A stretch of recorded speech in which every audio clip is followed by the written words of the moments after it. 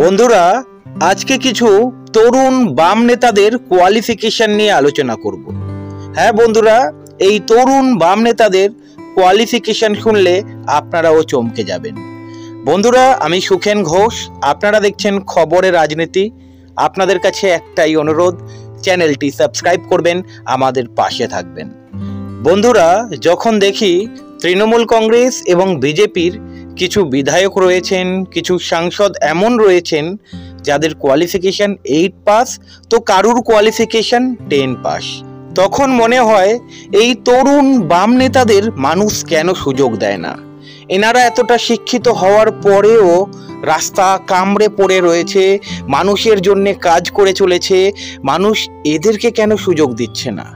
বন্ধুরা, যখন দেখি তৃণমূল এবং বিজেপির কিছু নেতা এমন রয়েছেন যারা দল বদলু, কখনো এই দল তো কখনো ওই দল, মানুষ এদেরকে ভোট দিয়ে জেতাচ্ছেন।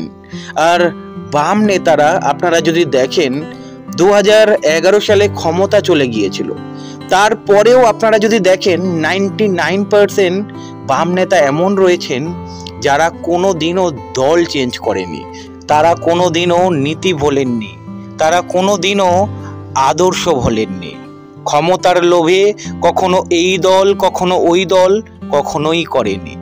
মানুষ কেন এদেরকে এমএলএ এমপি বানান না, এখানে আমার বড় প্রশ্ন।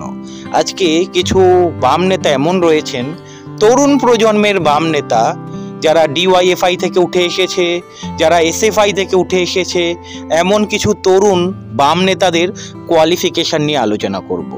তাই আপনাদের কাছে অনুরোধ, ভিডিওটা পুরোটা দেখবেন এবং যদি ভালো লাগে অবশ্যই লাইক করবেন এবং সাবস্ক্রাইব করে যাবেন। প্রথমে আলোচনা করব মীনাক্ষী মুখার্জি, ডিওয়াইএফআই সম্পাদক, রাজ্য ডিওয়াইএফআই সম্পাদক। মীনাক্ষী মুখার্জির কোয়ালিফিকেশন কত জানেন? উনি বর্ধমান ইউনিভার্সিটি থেকে পোস্ট গ্রাজুয়েট কমপ্লিট করেছেন এবং এমফিল কমপ্লিট করেছেন। এরপরে আলোচনা করব ঐশী ঘোষ। ঐশী ঘোষের কোয়ালিফিকেশন কত জানেন? ঐশী ঘোষের কোয়ালিফিকেশন, উনি পোস্ট গ্রাজুয়েট কমপ্লিট করেছেন, এমফিল কমপ্লিট করেছেন, এখন পিএইচডি করছেন জেএনইউ ইউনিভার্সিটি থেকে। এরপরে পৃথা তা, এনার কোয়ালিফিকেশন কত জানেন? পৃথা তা পোস্ট গ্রাজুয়েট কমপ্লিট করেছেন যাদবপুর ইউনিভার্সিটি থেকে। এরপরে আলোচনা করব দীপশিতা ধরের কোয়ালিফিকেশন। দীপশিতা ধর আপনারা সকলেই জানেন, অল ইন্ডিয়া এসএফআই এর যুগ্ম সম্পাদক। ইনি পোস্ট গ্রাজুয়েট কমপ্লিট করেছেন, এমফিল কমপ্লিট করেছেন এবং এখন পিএইচডি কমপ্লিট করছেন জেএনইউ ইউনিভার্সিটি থেকে। এরপরে সৃজন ভট্টাচার্য, আপনারা সকলেই জানেন এসএফআই রাজ্য সম্পাদক। সৃজন ভট্টাচার্য পোস্ট গ্রাজুয়েট কমপ্লিট করেছেন বর্ধমান ইউনিভার্সিটি থেকে।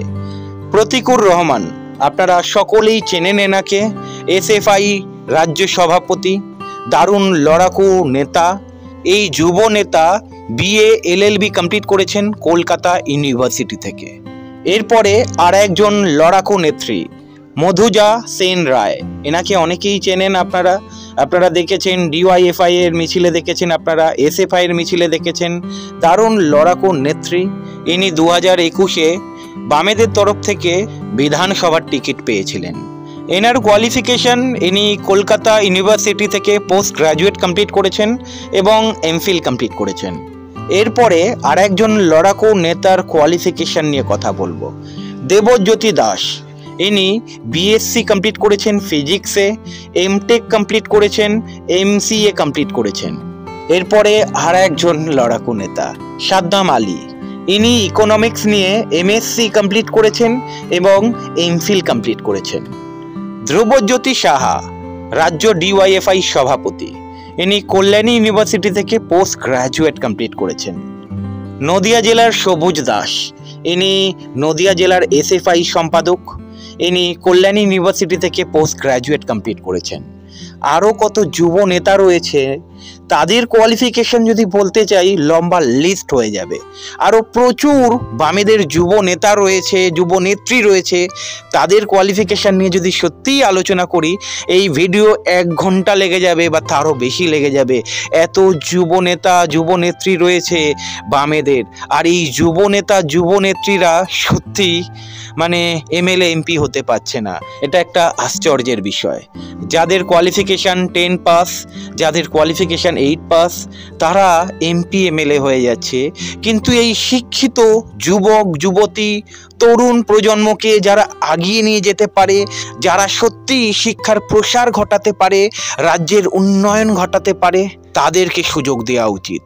আমি মনে করি বাংলার মানুষ আগামী দিনে এই যুব নেতা যুব নেত্রীদের অবশ্যই এমএলএ এমপি বানাবে, অবশ্যই রাজ্যের দায়িত্ব দেবে। আপনারা কি মনে করেন কমেন্ট করে জানাবেন। ভালো থাকবেন।